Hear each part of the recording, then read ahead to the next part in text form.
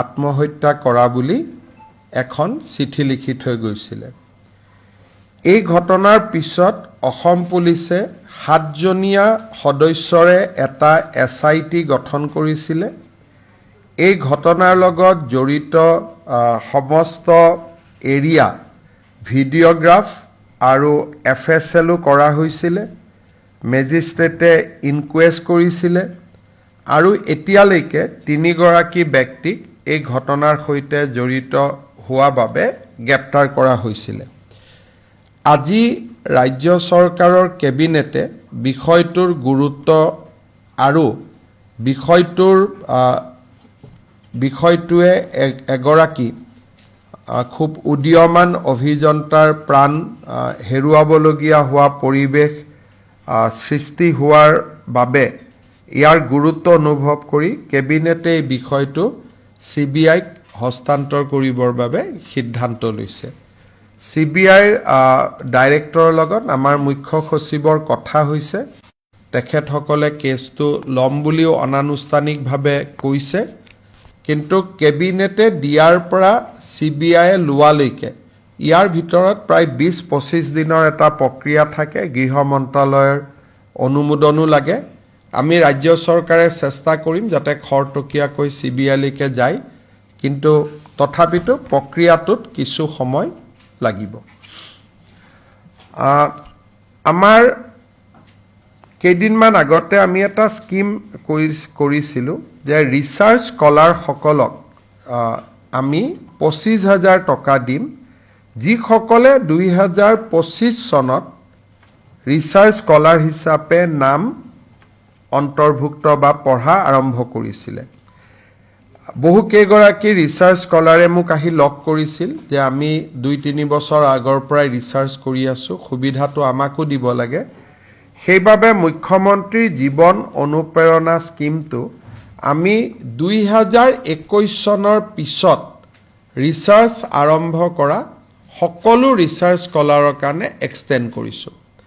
ই আগতে আছিল অকল 2025 চনত ৰিচাৰ্চত সোমোৱা স্কলাৰখিনিৰ কাৰণে, কিন্তু এতিয়া আমি ইয়াৰ এমবিটটো বঢ়াই 2021 চনৰ পৰা যিসকলে ৰিচাৰ্চ কৰি আছে, অৰ্থাৎ যাৰ ৰিচাৰ্চ ইতিমধ্যে 4 বছৰ কৰা হৈ গ'ল, 21ত সোমোৱা, 22ত সোমোৱা, 23ত সোমোৱা, 24ত সোমোৱা, 25ত সোমোৱা, সকলোলৈকে আমি মুখ্যমন্ত্ৰীৰ জীৱন অনুপ্ৰেৰণা স্কিমটো আগুৱাবৰ বাবে সিদ্ধান্ত লৈছোঁ।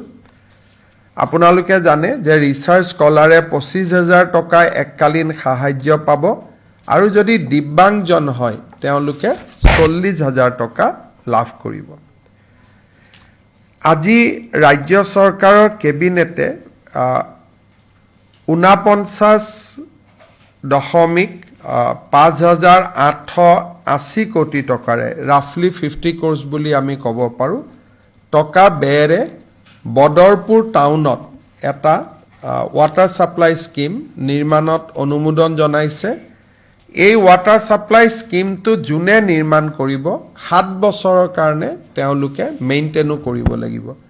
শিলচৰ কেবিনেটত আমি সিদ্ধান্ত লৈছিলোঁ এইটো হাইলাকান্দি, শ্ৰীভূমি, বদৰপুৰ চবতে আমি বনাম লালা। এই গোটেই শিলচৰ কেবিনেটত আমি লোৱা প্ৰস্তাৱসমূহ আজি আমি গোটেইকেইটা কাৰ্যকৰী হৈ গ'ল আৰু একো বাকী নাই। আমি প্ৰমিছ কৰিছিলোঁ লালাৰ কাৰণে, বদৰপুৰৰ কাৰণে, হাইলাকান্দিৰ কাৰণে, কৰিমগঞ্জৰ কাৰণে 4টা স্কিমে আজি আমাৰ একাদিক্ৰমে হৈ গ'ল। লাষ্ট আছিলে আমাৰ বদৰপুৰ, আজি বদৰপুৰটো হৈ গ'ল। আপোনালোকে জানে যে জল জীৱন মিছনৰ যিসকলে কাম কৰি আছে কন্ট্ৰেক্টৰ, তেওঁলোকক আমি বহুত দিনে বিল আদি দিব পৰা নাই। মুখ্যতঃ তাৰ কাৰণ হৈছে যে ভাৰত চৰকাৰেও আঁচনিটোৰ পুনৰ ইক্ষণ কৰি আছে। বিভিন্ন অভিযোগৰ পৰিপ্ৰেক্ষিতত ভাৰত চৰকাৰে দেশৰ বিভিন্ন স্থানলৈ টিম পঠিয়াইছে আৰু তেওঁলোকে এটা নিউট্ৰেল এছেছ কৰি আছে যে কোন ৰাজ্যত স্কিমটো কেনেকুৱা পৰ্যায়ত সফল হৈছে। এই বিষয়ে আলোচনা বা কেন্দ্ৰীয় চৰকাৰে পৰীক্ষা কৰি আছে যদিও দীৰ্ঘদিন ধৰি আমাৰ কন্ট্ৰেক্টৰসকলে পেমেণ্ট নোপোৱাৰ কাৰণে তেওঁলোক আৰ্থিক অসুবিধাটো সন্মুখীন হৈছে। বিষয়টোৰ প্ৰতি লক্ষ্য ৰাখি তেওঁলোকৰ যি পাৰফৰ্মেন্স গ্যাৰেণ্টি আমাৰ লগত জমা আছিলে, আমি জল জীৱন মিছনৰ কন্ট্ৰেক্টৰসকলক পাৰফৰ্মেন্স গ্যাৰেণ্টিৰ টকাটো উভতাই দিবলৈ আজি কেবিনেটে সিদ্ধান্ত লৈছে। ইয়াৰ ফলত প্ৰায় 1500 কোটি টকা জল জীৱন মিছনৰ ঠিকাদাৰসকলে বা কন্ট্ৰেক্টৰসকলে পাবলৈ সক্ষম হ'ব। আজি কেবিনেটে আৰু এটা বিশেষ সিদ্ধান্ত লয়। আমাৰ জল জীৱন মিছনত জলমিত্ৰ আৰু জল সহায়ক দুটা কেটেগৰীৰ ৰাইজে বা ব্যক্তিয়ে ভলেণ্টিয়াৰ হিচাপে কাম কৰি আছে। তেওঁলোকক আমি কম সংখ্যক মাননি দিওঁ, কিন্তু কাৰোবাৰ মৃত্যু হ'লে পৰিয়ালটো যথেষ্ট অসুবিধাৰ সন্মুখীন হয়।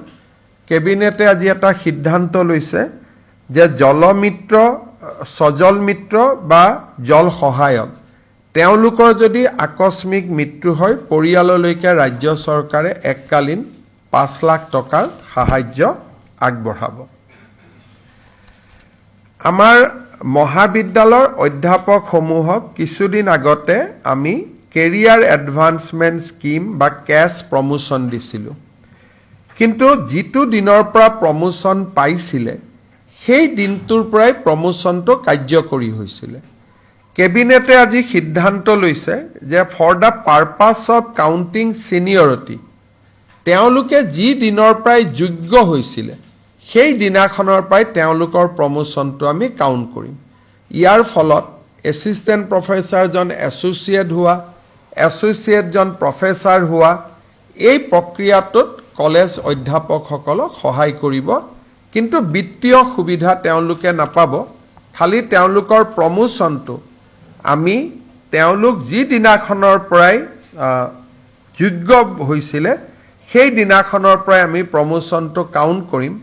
ফলত তেওঁলোকৰ নেক্সট প্ৰমোশ্যন পাবৰ কাৰণে যিটো ইলিজিবিলিটি পিৰিয়ড সেইটো বহুখিনি কমি যাব আৰু আমাৰ কলেজৰ অধ্যাপক সহ অধ্যাপকসকল যথেষ্ট উপকৃত হ'ব।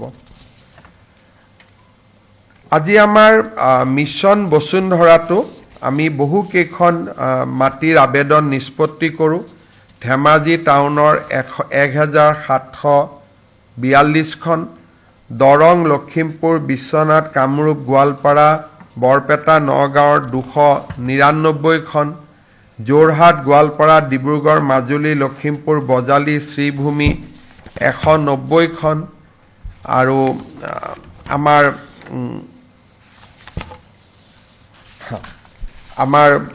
এই ধৰণে মিছন বসুন্ধৰা 3ৰ আমি যিখিনি নামঘৰ, চৰকাৰী কাৰ্যালয়, শিক্ষানুষ্ঠানক মাটি দিয়াৰ আমি যোৱা 2 মাহৰ পৰা প্ৰচেষ্টা চলাই আহিছোঁ। প্ৰায় 80% কাম আমি সমাপ্ত কৰিলোঁ, 20% কাম আমি আগষ্ট মাহত সমাপ্ত কৰিম। আজি কেবিনেটত আৰু এটা গুৰুত্বপূৰ্ণ সিদ্ধান্ত হয়। আপোনালোকে জানে যে মাৰ্ঘেৰিটা সমষ্টিত Tirap tribal belt and block বুলি এটা আমাৰ ট্ৰাইবেল বেল্ট এণ্ড ব্লক আছে। এই ট্ৰাইবেল বেল্ট এণ্ড ব্লকটোত বহুখিনি আহোম মানুহ বাস কৰে, মটক মানুহ বাস কৰে, মৰাণ মানুহ বাস কৰে, চুতীয়া বাস কৰে, গোৰ্খা বাস কৰে, টি গাৰ্ডেন, আদিবাসী আৰু কোচ ৰাজবংশী। এই গোটেইকেইটা কমিউনিটিকে তিৰাপ ট্ৰাইবেল বেল্ট এণ্ড ব্লকত আমি প্ৰটেক্টেড ক্লাছ ৰূপে আজি আমি ঘোষণা কৰিবলৈ কেবিনেটে সিদ্ধান্ত লৈছে। এই সিদ্ধান্তটোৰ ফলত তিৰাপ ট্ৰাইবেল বেল্ট এণ্ড ব্লকত আহোমসকলেও মাটিৰ পট্টা পাব, মৰাণসকলেও মাটিৰ পট্টা পাব, মটকসকলেও মাটিৰ পট্টা পাব, চুতীয়াসকলেও মাটিৰ পট্টা পাব, গোৰ্খাসকলেও মাটিৰ পট্টা পাব, চাহ জনজাতি আদিবাসীসকলেও মাটিৰ পট্টা পাব আৰু কোচ ৰাজবংশী লোকসকলেও মাটিৰ পট্টা পাব। এটা বহুদিনীয়া দাবী আছিল, সেই দাবীটো আজি সমাধান হ'ল। কেবিনেটে আজি আমাৰ অইল ইণ্ডিয়া আৰু মাৰ্ঘেৰিটাৰ কোল ইণ্ডিয়াৰ কিছু মাটি বাৰীৰ সমস্যা আছিল, সেইখিনিও আজি প্ৰায়খিনি সমাধান কৰি দিয়ে। মুঠৰ ওপৰত কেবিনেটত এইকেইটাই গুৰুত্বপূৰ্ণ সিদ্ধান্ত হৈছে অহাকালি আমাৰ কেইবাটাও চৰকাৰী সিদ্ধান্ত আছে বা চৰকাৰী প্ৰধানমন্ত্ৰীৰ ভ্ৰমণ অমিত শ্বাহ ডাঙৰীয়াৰ ভ্ৰমণ এই সম্পৰ্কে মই অহাকালি আৰু এখন সংবাদমেল কৰিম ভূপেন হাজৰিকাৰ জন্ম শতবাৰ্ষিকীৰ ওপৰতো নতুন কিছু কথা আপোনালোকক ক'বলগীয়া আছে অহাকালি মই আপোনালোকৰ লগত কথা পাতিম যদি কিবা প্ৰশ্ন আছে আপোনালোকে কৰিব পাৰে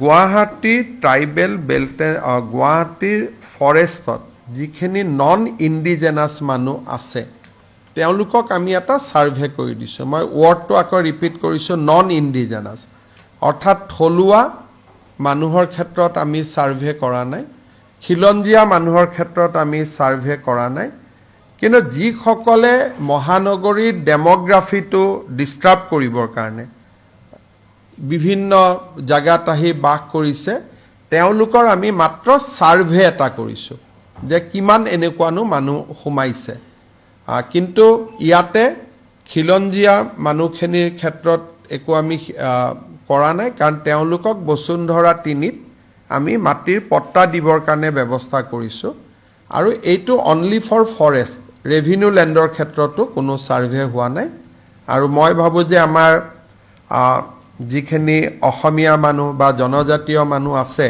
তেওঁলোক আতংকিত হোৱাৰ কোনো কাৰণো নাই আৰু তেনেকুৱা কোনো সাৰ্ভেও চৰকাৰে কৰা নাই survey is strictly limited to non indigenous people যেটো তিনিটা প্ৰজন্ম যেটো আমাৰ ইয়াতে নাই তিনিটা প্ৰজন্ম ধৰ্মৰ লগত কথা নাই যদি তিনিটা প্ৰজন্ম অসমত আছে তেতিয়াহলে আমি সাৰ্ভে নকৰো কিন্তু তিনিটা প্ৰজন্ম যদি অসমৰ নহয় তেতিয়াহলে আমি সাৰ্ভে কৰিম 2 দিনৰ ভিতৰত উচ্ছেদ কৰাটো সম্ভৱ নহয় গোটেই মানুহবোৰ উৰিয়াম ঘাটতে লাগি আছে এটা 2 দিনৰ কথাতে একো নাই কিন্তু যিকোনো দিনতে আমি গুৱাহাটীখনকো অলপ খালি কৰিব লাগিব নহলে গুৱাহাটীৰ বোজ অলপ বাঢ়ি গৈছে গুৱাহাটীয়ে ইমান মানুহ লবই নোৱাৰে গুৱাহাটীত যদি থাকিব পাৰে 10 লাখ মানুহ আছে 20 লাখ গতিকে কিন্তু আমাৰ মই দুই এখন পেপাৰত দেখো যে অলপ আমাৰ থলুৱা মানুহখিনিক আতংকিত কৰি দিব খোজে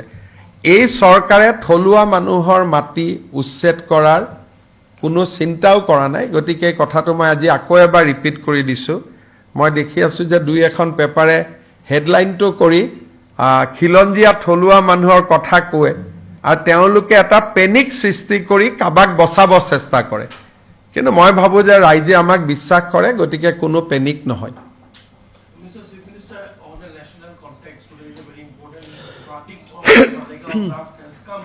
There was an attempt, concerted attempt since 2013 to paint a saffron color. Today, all the accused have been acquitted by the NI court. How do you see to this development?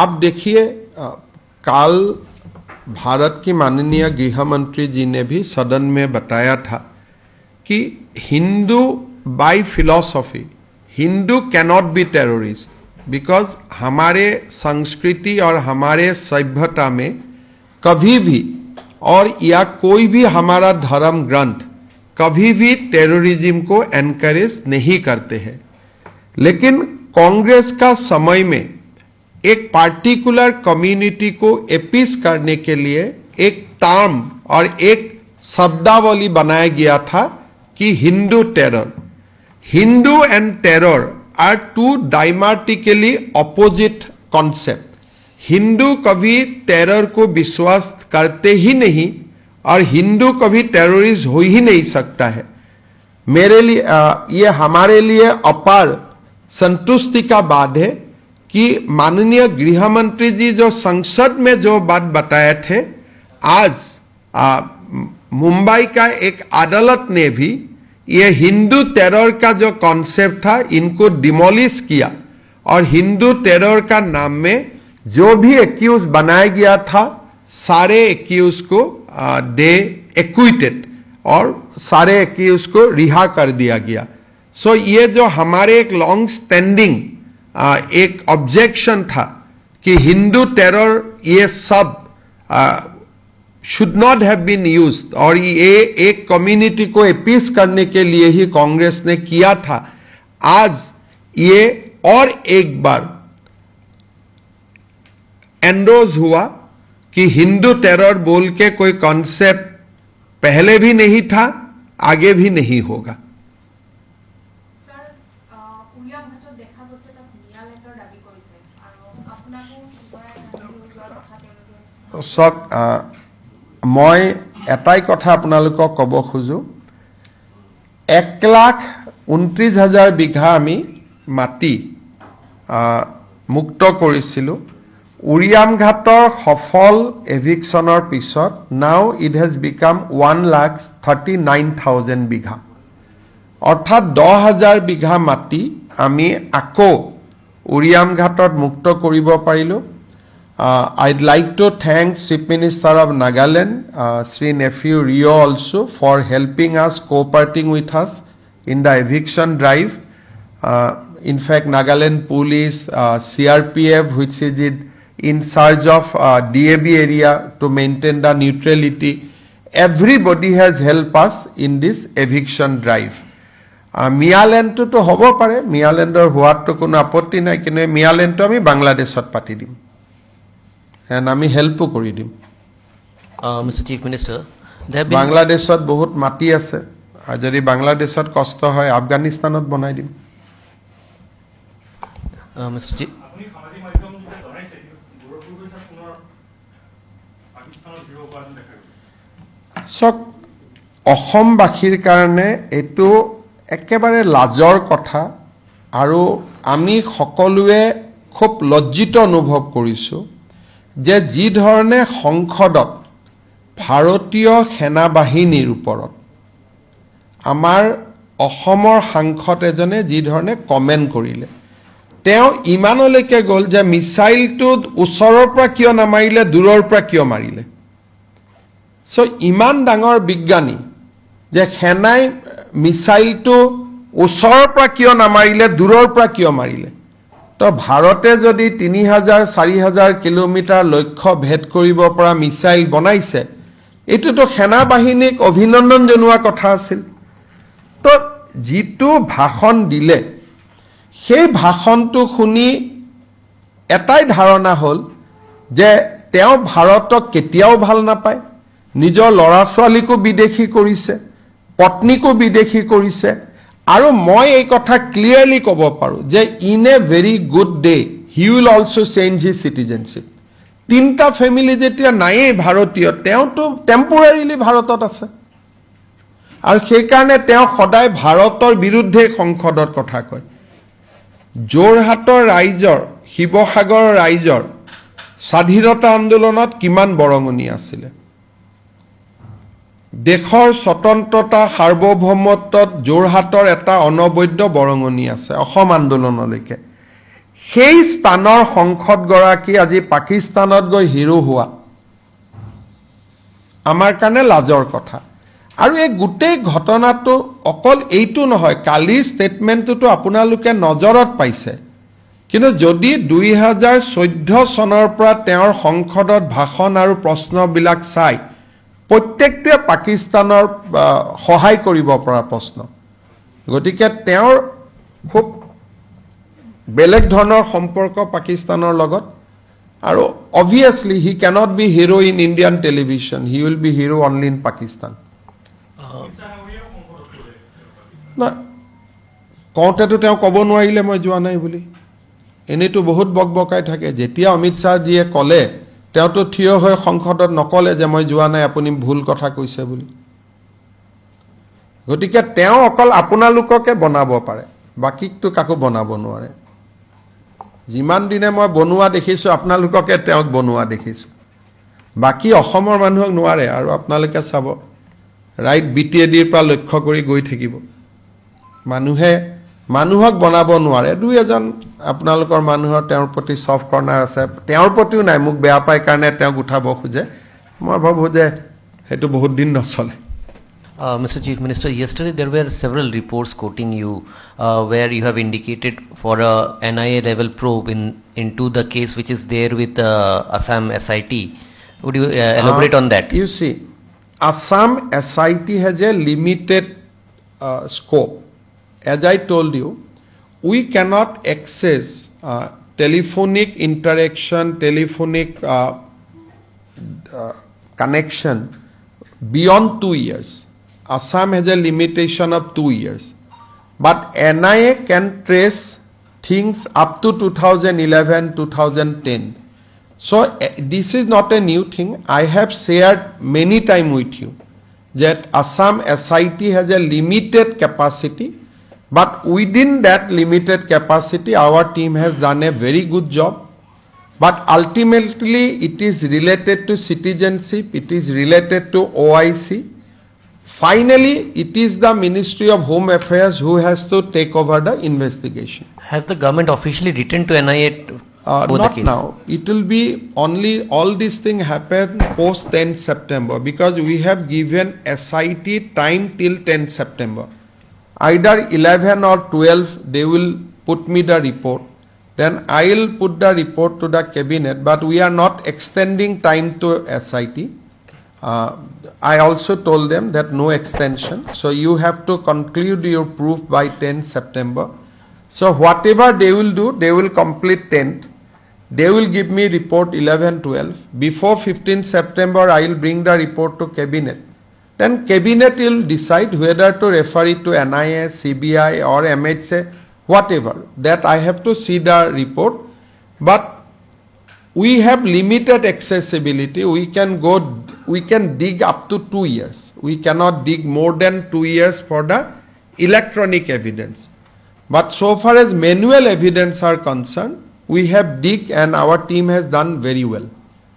Sir, SIT খিনি অসমীয়া আমাৰ যিটো SIT তদন্ত আছে, আমি আগতে আপোনালোকক কৈছোঁ, বহুতবাৰ কৈছোঁ যে ইয়াৰ শেষ সময় 10 ছেপ্টেম্বৰ। তেওঁলোকক আমি ইতিমধ্যে কৈছোঁ যে আপোনালোকক আমি এক্সটেনশ্যন নিদিওঁ। গতিকে 10 তাৰিখে তেওঁলোকে তেওঁলোকৰ অনুসন্ধানটো শেষ কৰিব। 11-12 ডিপেণ্ডিং অন মাই এভেইলেবিলিটি তেওঁলোকে ৰিপৰ্ট দিব। ৰিপৰ্টটো আমি লগে লগে কেবিনেটত লৈ যাম আৰু কেবিনেটে তাৰ ওপৰত নেক্সট ডিচিশ্যনটো গ্ৰহণ কৰিব আৰু কেবিনেটত যিয়ে সিদ্ধান্ত হয় আপোনালোকক আমি জনাই দিম। Sir, another point is that your government has also issued orders about drought-like situation in 27 districts. There is a effect on the tea production. Drought things are changing. In the last week, 5 districts has come out of the drought. So IMD has predicted good rain in the time between 1st and 10th August. So we'll take a final decision post 15 August. Because if I declare drought, I have to give Government of India satellite data along with the data from IMD. So IMD has indicated that situation is fast changing. So wait till 15 August. Then August spell of rain can be assessed and predicted. Drought can be declared when there is a rain deficit of 40%. So last time when I addressed you, it was in a larger canvas. But now it has come down only to 48 revenue block. So by 15 August, situation may change further. গুৱাহাটীত হিটেন ৰাণৰ এটা ঘটনা হৈছে আৰু তাৰ পিছতেই আৰক্ষীৰ মাজত সামঞ্জস্য নাই তেনেকুৱা কিছু কৰে। তেনেকুৱা কথা নহয়, কথাটো হ'ল এনেকুৱা, যেতিয়া অভিনেত্ৰীগৰাকীয়ে মানুহজনক নক কৰিলে তেতিয়াই যদি আমি তেওঁক এৰেষ্ট কৰিলেহেঁতেন সিদিনাখনে ৰাতি আমি বেইল দিব লাগিলহেঁতেন। So' it was a strategy on the part of police, কাৰণ আমি গমেই পাইছিলোঁ যে পেচেণ্টজন চিৰিয়াছ আছিলে। সিদিনাখন ৰাতি যদি তেওঁক এৰেষ্ট কৰিলোহেঁতেন তেতিয়াহ'লে লগে লগে আমি তেওঁক ৰিলিজ কৰি দিব লাগিলহেঁতেন, কাৰণ যেতিয়ালৈকে মৃত্যু নহয় বা গ্ৰিভিয়াছ ইঞ্জুৰি আমি ৰিপৰ্ট দিব নোৱাৰোঁ তেতিয়ালৈকে এইটোতো নন বেইলেবল কেছ থাকে। গতিকে আৰক্ষীয়ে যিটো ষ্ট্ৰেটেজিকেলি যিটো কৰিব লাগে সেইটোৱে কৰিছে। She has been put in lockup আৰু will file chargesheet against her and it will be a case for culpable homicide. এটা দুটা সেকশন আছে, culpable homicide not amounting to murder, culpable homicide amounting to murder. প্ৰথম দিনা যদি তেওঁক আমি গ্ৰেপ্তাৰ কৰিলেহেঁতেন, কেছটো হ'লহেঁতেন culpable homicide not amounting to murder, bail হৈ গ'লহেঁতেন।